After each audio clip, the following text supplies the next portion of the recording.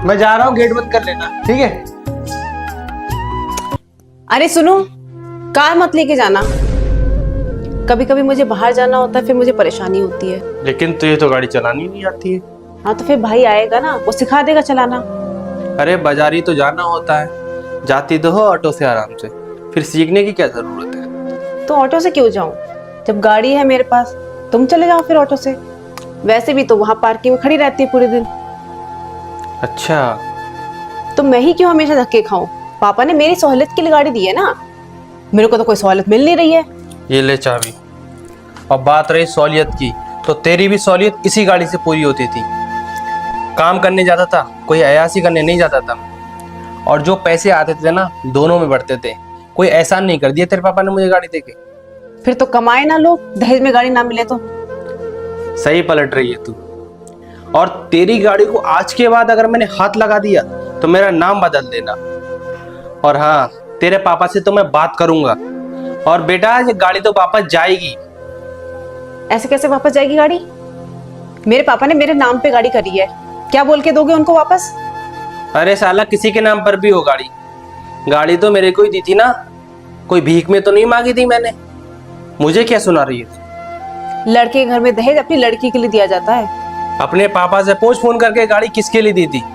गाड़ी तुझे चलानी तक नहीं आती तो ये गाड़ी क्यों देंगे? गाड़ी हम दोनों के लिए दी थी। अगर तुझे हम का मतलब नहीं पता है तो तू अपने घर जा सकती है। एहसान जताने की जरूरत नहीं है मुझे। समझ में आई बात? जब तेरी गाड़ी नहीं थी तभी मैं काम करता था, और इसके बाद भी काम करूंगा। लेकिन मैंने सोचा नहीं था तू ऐसी बात करेगी। समझा सकते हो मुझे हम का मतलब? यही ना कि मेरी हर एक चीज पे तुम्हारा उतना ही हक है। लेकिन जब दहेज दिया गया था ना, तो दहेज के सख्त खिलाफ था मैं। लेकिन जो दहेज दिया गया है उस पे दोनों का बराबर का हक है। अगर तू कहती कि गाड़ी चलाना सिखा दो मुझे, और 3 दिन गाड़ी तुम चलाना 3 दिन मैं चलाऊंगी, तो बात समझ में आती। लेकिन तूने तो गाड़ी का मालिक ही खुद को बता दिया। फिर मैं कौन हूँ? मैं तेरा नौकर हूँ? एहसान नहीं चाहिए मुझे तेरा। सुनो, तुमने लकड़हारे की कहानी सुनी है? सर्दियों में वो वही पेड़ काट के हाथ सेकता है, और गर्मियों में वो वही पेड़ ढूंढता है छांव के लिए। तब उसे समझ में आता है कि पेड़ कितना जरूरी है। और वही सेम हाल तुम्हारा है। ये फालतू की मिसालें देने की जरूरत नहीं है मुझे। तुम ही देते हो सब मिसालें। जो मैंने अभी किया ना, तुम भी वैसे ही हो। और कल क्या कह रहे थे तुम रात में अपनी बहन को कॉल करके?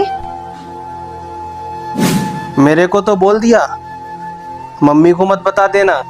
अगर तेरे आदमी को कोई काम शुरू करना है तो अपने पैसों से करे ना। तेरी चीज गिरवी रखने की क्या जरूरत है? पापा ने तेरे लिए 7 लाख का हार बनवा के दिया है। इतना तो उस घर में अरेंज हो ही जाएगा ना। शादी को 1 साल हुआ नहीं है, कह रहा है हार गिरवी रख दो। कल को कहने लगेगा अंगूठी रख दो, उसके बाद मंगलसूत्र रख दो। तो सारे घर की जिम्मेदारी तुम ही उठाओगी। बोल देना घर वालों ने मना किया है, अभी 1 महीने बाद शादी है, उसमें जाना है। अगर मम्मी को पता लग गया तो बहस हो जाएगी। बता देना कि मैं नहीं रख पाऊंगी, मना कर देना, ठीक है? जो चीज तुमने दी है वो तो तुम्हारी है, और जो चीज तुम्हें मिली है वो भी तुम्हारी है। तुम्हारी बहन भी उतनी बुरी लगी जैसे मैं बुरी लग रही हूँ।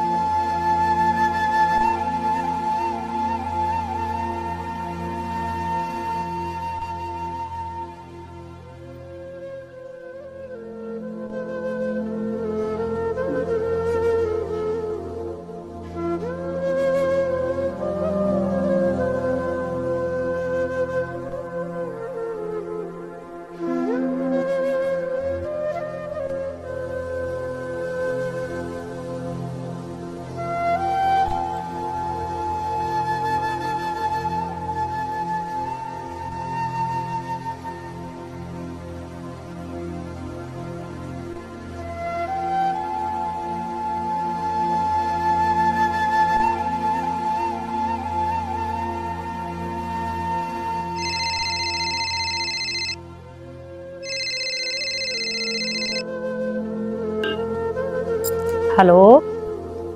हेलो। अरे बहन, वो तेरा हस्बैंड बोल रहा था ना हार रखने के लिए, उसे हार दे देना और पैसे दिलवा देना उसे, ठीक है? भाई, आप तो मना कर रहे थे। मैं मना कर रहा था, लेकिन अब बोल रहा हूँ शादी हो गई है तेरी, तू सपोर्ट कर उसे। क्या चीज़ किसकी क्या मायने रखता है। भैया पक्का? हाँ पक्का। और हाँ, उसको ऐसा नहीं लगना चाहिए कि उस पर तू कोई एहसान कर रही है, ये तेरा फर्ज है। और भैया मम्मी को पता चल गया तो? कोई बात नहीं, मम्मी को मैं बोल दूंगा कि मुझे कुछ काम था तो मुझे पैसे दिलवा दिए तूने। और हाँ, जो कुछ तुझे दिया गया है वो सिर्फ तेरे लिए नहीं, तुम दोनों के लिए दिया गया है। भैया आपका भी समझ नहीं आता है मुझे कुछ। चल ठीक है फिर। ओके भैया।